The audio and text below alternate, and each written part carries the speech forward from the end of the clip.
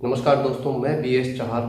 ये वीडियो अपने उन साथियों के लिए बना रहा हूँ जिनका अभी IBPS PO और क्लरिकल में सिलेक्शन हुआ है और वो अभी थोड़े ही टाइम में अपने अपने रेस्पेक्टिव बैंक में ज्वाइन करने वाले हैं। तो जो आपका बैंक का फर्स्ट डे है, उस दिन से आपको क्या करना है, उसके बाद आपको क्या करना है, ये सारी चीज़ें मैं यहाँ पे अपने 9 साल के बैंकिंग एक्सपीरियंस के बेस पे और जो मैंने अलग अलग ब्रांचेज में अलग अलग दोस्तों से सुना देखा, उसके बेस पे मैं ये डिस्कस कर रहा हूँ आप लोगों के साथ। और मुझे उम्मीद है कि ये आपको बहुत काम आएगा, बहुत ही ज़्यादा काम आएगा। इस वीडियो को एंड तक देखना। तो सबसे पहले मुझे पता है कि आप लोगों ने अलाउंसेस क्या है, फॉर्मेलिटीज़ क्या है, ये सारी पूरी जानने की कोशिश कर ली है, लेकिन एक पॉइंट पे अभी आपका ध्यान नहीं है कि जब हम बैंक जाएंगे तो हमें किन बातों का ध्यान रखना है। साथियों, मैं आपको बताना चाहता हूं कि सबसे पहले जब हम ब्रांच जाते हैं तो हमें जो काम अलॉट किया जाता है उसका एक ऑफिस ऑर्डर मिलता है। उस ऑफिस ऑर्डर में लिखा होता है कि हमें क्या काम करना है। वो काम समय पर करने के लिए हम जिम्मेदार हैं और वो काम with in A time frame नहीं किया या गलत तरीके से किया तो उसके लिए हम अकाउंटेबल भी हैं। तो सबसे पहले आपको जो ऑफिस ऑर्डर मिला है उसको बहुत ध्यान से पढ़े। एक बार नहीं, मैं बोलता हूँ 4 बार पढ़े, 5 बार पढ़े, जब तक आपको काम समझ नहीं आ जाता। और कहीं पर लिख कर रखें कि आपको करना क्या है, या उस ऑफिस ऑर्डर की फोटो लेकर रखें, सो दैट कि आपको बार बार ऑफिस ऑर्डर ना देखना पड़े और जब भी मौका मिले आप उस पर एक नज़र मारते रहें। आपको पता चल जाएगा कि what you are supposed to do. जो नए साथी क्लरिकल में सिलेक्ट हुए हैं उनको कैशियर का काम मिलने के चांस बहुत ही कम है। कभी कभार जब ब्रांच की सिचुएशन ऐसी है कि कैशियर नहीं है, छुट्टी की है और आप उस ब्रांच में सेकंड क्लर्क हो, तो हो सकता है आपको बैठना पड़े, अदरवाइज उसके चांस बहुत ही कम है। मैं मान के चल रहा हूँ कि ये वीडियो जो साथी फ्रंट डेस्क पे, चाहे PO हैं या क्लर्क हैं, जो फ्रंट डेस्क पे बैठेंगे, ये उनके लिए बेनिफिशियल है। साथियों, ये ट्रांसफ़र, नेफ्ट, RTGS या FD वगैरह बनवाना, ये 2 तरीके से हो सकते हैं। या तो कस्टमर विड्रॉल स्लिप लेके आएगा। विड्रॉल स्लिप का मतलब जो एक स्लिप होती है जो बैंक से आप लेते हैं, उसको भर के आप पैसे वैसे निकालते हैं, या तो वो लेके आएगा या चेक लेके आएगा। अब सबसे पहले हम डिस्कस करेंगे कि विड्रॉल स्लिप के केस में हमने किन बातों का ध्यान रखना है। दोस्तों, विड्रॉल स्लिप चूंकि ब्रांच में अवेलेबल है, उसको कोई भी उठा के भर सकता है अगर उसको दूसरे के साइन करने आते हैं। इसीलिए विड्रॉल स्लिप के केस में सबसे इंपॉर्टेंट है कि वो व्यक्ति जिसका अकाउंट है वो इन पर्सन आपके सामने आए। वो किसी को विड्रॉल स्लिप पे साइन करके पैसे निकालने के लिए या ट्रांसफर के लिए भेजेगा, आपने एंटरटेन नहीं करना है। उसको खुद आना पड़ेगा, पासबुक साथ लेके आनी पड़ेगी, और अगर उसने ट्रांसफर या नेफ्ट RTGS कराया है तो विड्रॉल स्लिप के साथ साथ जो डिपॉजिट का वाउचर है उस पर भी उसके साइन मैंडेटरी है, और जो नेफ्ट RTGS का फॉर्म है उस पर भी साइन मैंडेटरी है। साथियों, साइन चेक करने का बहुत बड़ा इंपॉर्टेंस है। ये आप कोई भी ट्रांजैक्शन कभी भी इतने विश्वास में मत आइए कि आप साइन चेक करना बंद कर दें। कोई भी अकाउंट होल्डर है, किसी भी काम से आता, पहले उसके साइन चेक कीजिए कि उसने जो रिक्वेस्ट दी है, जिस काम के लिए रिक्वेस्ट दी है, उस पर साइन टैली हो रहे हैं आपके सिस्टम से या नहीं हो रहे हैं। अगर टैली हो रहे हैं तो आगे बढ़िए, अगर साइन स्कैन नहीं है सिस्टम में, ऐसा केस भी हो सकता है, तो जो उसने ओरिजिनल फॉर्म भरा होगा अपने अकाउंट ओपनिंग के टाइम पे, आप अपने ब्रांच के सब स्टाफ को बोल के वो निकलवा सकते हैं, चेक कर सकते हैं। दोस्तों, विड्रॉल स्लिप के कस्टमर को जनरली उसी ब्रांच में एंटरटेन कीजिए जिस ब्रांच का वो कस्टमर है। अगर आपकी ब्रांच का कस्टमर नहीं है, विड्रॉल स्लिप से पेमेंट निकाल रहा है, तो आप उसको बोलिए कि नॉन होम ब्रांच से आप एक बार चेक कर लीजिए कि आपके बैंक का रूल क्या बोलता है। कुछ बैंक का बोलता है कि नॉन होम से निकाल सकता है, मोस्टली का बोलता है कि नहीं निकाल सकता। अगर आपके बैंक में रूल स्पष्ट है कि नॉन होम ब्रांच के केस में विड्रॉल स्लिप पे पेमेंट या ट्रांसफर नहीं करेंगे, तो हमने नहीं करना है। ये बहुत ध्यान रखें, अदरवाइज ये ऐसी गलती करने का बहुत बड़ा नुकसान हमें भुगतना पड़ सकता है। और इसके साथ साथ अगर उस विड्रॉल स्लिप पे कहीं भी कोई गलती है, यानी कि उसने कहीं ओवर राइटिंग की है, कुछ कटिंग की है, तो साथियों, हमने ऐसी चीज को पहली बात तो एंटरटेन नहीं करना। उसको एंटरटेन हम तब करेंगे जब वो उस गलती को वैलिडेट करेगा, यानी वहां पे अपने साइन करेगा, पूरे साइन करेगा जो उसके एक्चुअल अकाउंट में साइन स्कैन है। ये एक वैलिडेशन की प्रोसेस है बैंक की, कि अगर कस्टमर के पार्ट पे कोई गलती हुई है तो उसकी नॉलेज में है, उसके साइन होने के बाद उसको पता है और उसके बाद उसने वो काम करने की परमिशन दी है। इसीलिए जहां कहीं कटिंग होती है वहां कस्टमर के साइन लेने जरूरी होते हैं। ये नियम चेक और विड्रॉल दोनों पर ही लागू होता है। और विड्रॉल स्लिप के केस में हो या चेक के केस में दोस्तों एक क्रॉसिंग होती है इंस्ट्रूमेंट की। जैसे कि जो लेफ्ट कॉर्नर है, बिल्कुल अपर कॉर्नर है जो विड्रॉल स्लिप का और चेक का, अगर उस पे 2 क्रॉस लाइंस लगाई हैं पैरेलल, उस केस में हम कैश में पेमेंट नहीं करेंगे, वो किसी भी अकाउंट में ट्रांसफर ही करना है। विड्रॉल के केस में एक चीज का और खास ध्यान रखें कि विड्रॉल को किसी को भी एंडोर्स नहीं कर सकते, यानी कि किसी ने दूसरे को विड्रॉल दिया और बोले कि आप पैसे लेके आ जाओ, या वो पीछे लिख दे कि इस आदमी को पैसे दे दीजिए, ऐसा विड्रॉल के केस में नहीं चलता है। ये एंडोर्समेंट सिर्फ चेक्स के केस में होती है। तो ये थी वो बातें जो हमें विड्रॉल के केस में ध्यान रखनी है। अब हमें चेक के थ्रू ट्रांजैक्शन करते हुए किन बातों का ध्यान रखना है, अब मैं उसका डिस्कस करूंगा। साथियों, पुराने चेक बंद हो चुके हैं। आजकल बैंक सीटीएस चेक को ही एंटरटेन करता है, इसीलिए पुराने चेक कोई लेकर आए तो उसको एंटरटेन मत कीजिए, उसको रिक्वेस्ट कीजिए कि सीटीएस की चेकबुक लीजिए, उसके बाद हम आपको एंटरटेन करेंगे। और जैसे मैंने बताया कि अगर लेफ्ट कॉर्नर में, टॉप कॉर्नर में अगर उसने क्रॉसिंग की है तो उसको कैश में पेमेंट नहीं देंगे, वो उसको किसी अकाउंट में ट्रांसफर ही कराना पड़ेगा। इसके साथ साथ हमने देखना है कि चेक बियरर है या ऑर्डर है।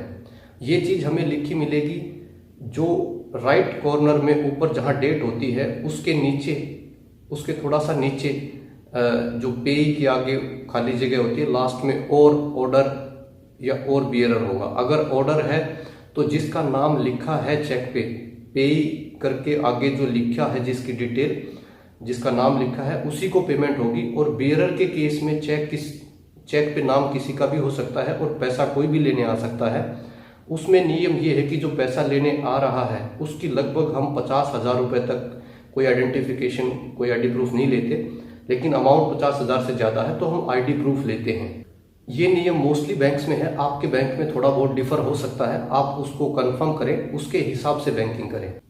अब चेक के केस में एक और सिचुएशन हो सकती है, चेक या विड्रॉल दोनों के केस में है, ये दोनों के केस में नोट करें इसको, कि मान लिया कि अमाउंट उसने वर्ड्स में लिखा है 11,000 और उसने डिजिट में लिखा है, नंबर्स में लिखा है उसने 1,000 या 10,000।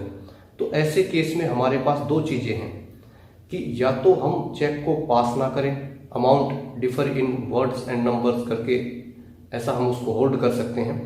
अदरवाइज अगर कभी हमसे कोई चेक पास हो जाता है जिसमें अमाउंट वर्ड्स में कुछ है और नंबर्स में कुछ है, तो साथियों हम लायबल होंगे जो अमाउंट वर्ड्स में लिखा है उसकी पेमेंट करने के लिए। यानी कि जो चेक पे जनरली हमारी आदत होती है कि हम वर्ड्स में पढ़ते नहीं हैं, जबकि इंपॉर्टेंट हमारे लिए वर्ड्स में कंफर्म करना है कि ये जो नंबर में लिखा है ये अमाउंट क्या वर्ड्स में वही है।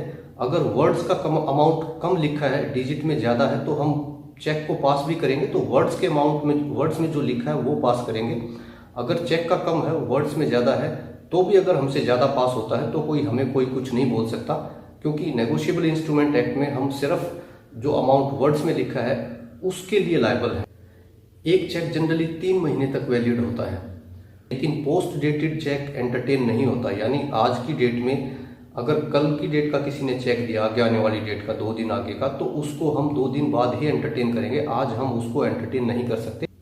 दोस्तों, इसके साथ साथ बैंक के सीक्रेसी और प्राइवेसी नॉर्म्स है, यानी हमने किसी एक कस्टमर की इंफॉर्मेशन दूसरे के साथ शेयर नहीं करनी है।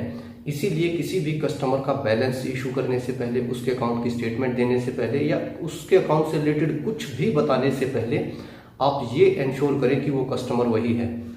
जनरली क्या रहता है कि एक आदमी आएगा, 10-20 लोगों की पासबुक लेके आएगा, इसका पूछ लेगा, उसका पूछ लेगा, वहां फिर फ्रॉड के चांसेस भी रहते हैं। इसीलिए काइंडली आप इस चीज को अवॉइड करें, जो आता है उसको उसी के अकाउंट के बारे में बताएं, बताने से पहले कंफर्म करें कि ये वही आदमी है, सो दैट कि कल को हमारे ऊपर कोई भी किसी तरीके का एक्शन या अकाउंटेबिलिटी ना आए। इसके साथ साथ एक बात का और ध्यान देना है साथियों कि कई कस्टमर जैसे अकाउंट में आधार अपडेट कराने के लिए, मोबाइल अपडेट कराने के लिए, ईमेल अपडेट कराने के लिए, पैन कार्ड अपडेट करने के लिए ऐसी चीजें बोलने से नहीं करनी है। इसके लिए एप्लीकेशन फॉर्म होता है, बैंक का फॉर्मेट भी है, अदरवाइज वो 2 लाइन में लिख के भी दे सकता है अगर बैंक में फॉर्म अवेलेबल नहीं है तो। लेकिन हमने वहां इंश्योर करना है कि उसके वहां जो फॉर्म पे वही साइन किए एप्लीकेशन फॉर्म पे जो हमारे पास सिस्टम में स्कैंड है। अगर वैसा नहीं है तो हम एंटरटेन नहीं करेंगे। इसकी वजह से मैंने बहुत सारे फ्रॉड्स होते देखे हैं और हमारे जैसे इनोसेंट और गुड फेथ में काम करने वाले मैंने बहुत से बैंकर्स को प्रॉब्लम में आते देखा है। इन चीज़ों का बहुत ध्यान रखना। साथियों, कुछ एक काम ऐसे हैं जो टाइम बाउंडेड होते हैं, जैसे टैक्स की पेमेंट है, जीएसटी का है, सरसाई का है, सरफासी का है, कोर्ट के मैटर्स हैं, इनकम टैक्स का है। दोस्तों, ये काम बहुत ही टाइम बाउंडेड है और इनको स्पेसिफिकली समझना पड़ता है। अगर ये काम आपको ऑफिस ऑर्डर में अलॉट किए हैं तो काइंडली इन कामों को कब करना है, कब तक डेडलाइन है, उससे पहले उन कामों को करना ही है। उन कामों को अच्छे से समझना है, क्योंकि उन कामों में गलती के लिए बैंक भी फिर सीधा अकाउंटेबल बनाता है। ऐसे कोई भी काम है जहां हमारी अकाउंटेबिलिटी हमारी सुबह से लेकर शाम तक हम जो काम करते हैं सबकी है, लेकिन ये ऐसे काम है कि जहां गलतियां जब होती हैं तो बैंक भी उसको कवर नहीं कर सकता, क्योंकि थर्ड एजेंसी है आउटसाइड जो बैंक को कभी भी लेटर देके और उनसे रिकवरी की डिमांड कर सकती है। ऐसे केस में फिर बैंक आगे डिमांड करता है रिकवरी की, या फिर जो डिसिप्लिनरी एक्शन है वो लेता है। सो अगर आपके ऑफिस ऑर्डर में ये काम है तो इनको बहुत अच्छे से समझिए, अपने सीनियर से समझिए। दोस्तों, समझने में कोई शर्म ना करें। जब तक कोई काम ना आता हो तो तब तक पूछे जब तक आप उसमें सेटिस्फाइड ना हो जाए। ये ना सोचे मैंने एक बार पूछ लिया, 2 बार पूछ लिया। बस थोड़ा सा ये ध्यान रखें कि जिससे पूछ रहे हैं उसके पास थोड़ा सा टाइम होना चाहिए, और इन कामों की डेडलाइन आप इनिशियली अपनी डायरी वगैरह एक मेंटेन कर लें, उसमें लिख लें, क्योंकि हर किसी को बार बार बताने का टाइम भी नहीं होगा। आपको एक बार बताएगा, 2 बार बताएगा, लेकिन जब देखेगा कि आप कुछ नहीं लिख रहे हैं तो वो भी फिर आपको सोचेगा कि अभी इसको करने दो जो करना है। इसीलिए आपकी सिंसियरिटी से ही दूसरा आपको कोऑपरेट करेगा। आप इनिशियली डायरी लिखिए, हर चीज़ आपके लिए नई होंगी तो आप डायरी में लिखते जाएंगे तो आपको बार बार किसी के साथ सामने जाके खड़ा नहीं होना पड़ेगा। इसलिए झिझक ना माने, अपनी प्रॉपर एक डायरी मेंटेन करते हुए चीज़ों को नोट करते जाएं इनिशियली। बाद में जब आपको एक्सपर्टीज हो जाएगी तो फिर आपको पूछने की भी ज़रूरत नहीं होगी। इसके साथ साथ दोस्तों, लास्ट की मैं एक जो सलाह देना चाहता हूँ वो ये है कि कभी भी बैंकिंग का काम करते हुए जो आप शुरुआत में जाते हैं तो देखिए आपके घर से भी फ़ोन आएंगे, आपका काम कैसा है, आपको कैसा लग रहा है, आपके दोस्तों के भी फ़ोन आएंगे, और भी फ्रेंड सर्कल जो बैंक में ट्रेनिंग के दौरान बनेगा या फिर और कहीं से भी जो सर्कल बना आपका वहाँ से भी फ़ोन आ सकते हैं। साथियों, जब आप सामने कस्टमर को अटेंड कर रहे हैं तो फ़ोन अटेंड ना करें, बिल्कुल अवॉइड करें स्ट्रिक्टली, क्योंकि ये ऐसा ही है। बैंक में आप एक नए उस ड्राइवर की तरह हैं जो नई नई ड्राइविंग सीख रहा है अभी, और वो अगर ड्राइविंग सीखते सीखते अगर फ़ोन यूज़ करने लग जाए तो आप समझ सकते हैं कि एक्सीडेंट के कितने ज़्यादा चांसेस हैं। इसीलिए आपको इनिशियली सीखने पे ध्यान देना है। आपको वर्क टाइम के दौरान डाइवर्ट करने वाली जितनी चीज़ें हैं उनसे अपने आप को दूर रखना है, उनका कम से कम यूज़ करना है। टोटल फोकस काम पे रखिए, अपने काम को समझिए। सो मेरी यही सलाह है कि अच्छे से काम सीखिए, अच्छे से करिए और उसमें काम का भी मजा आएगा। इसके साथ साथ दोस्तों, बहुत सारी टिप्स हैं जो दी जा सकती हैं, लेकिन मैं आपसे रिक्वेस्ट करूंगा कि आपको जब भी अगर कुछ पूछना है तो आप निसंकोच पूछिए। मेरा चैनल है bankers empowerment by BS Chahar, आप उसमें कोई मैसेज डाल दीजिए। जब मुझे टाइम होगा मैं मैसेज का रिप्लाई भी कर दूंगा, और अगर कोई बड़ा टॉपिक होगा वीडियो बनाने का तो मैं उसको वीडियो बना के भी आपकी हेल्प करूंगा। और ये वीडियो अपने नए दोस्तों के साथ ज़रूर शेयर करें, और अगर इसमें आपको इन्फॉर्मेशन काम की लगी तो इसको लाइक कीजिए। और ये वीडियो देखने के लिए बहुत बहुत धन्यवाद साथियों। जय हिंद।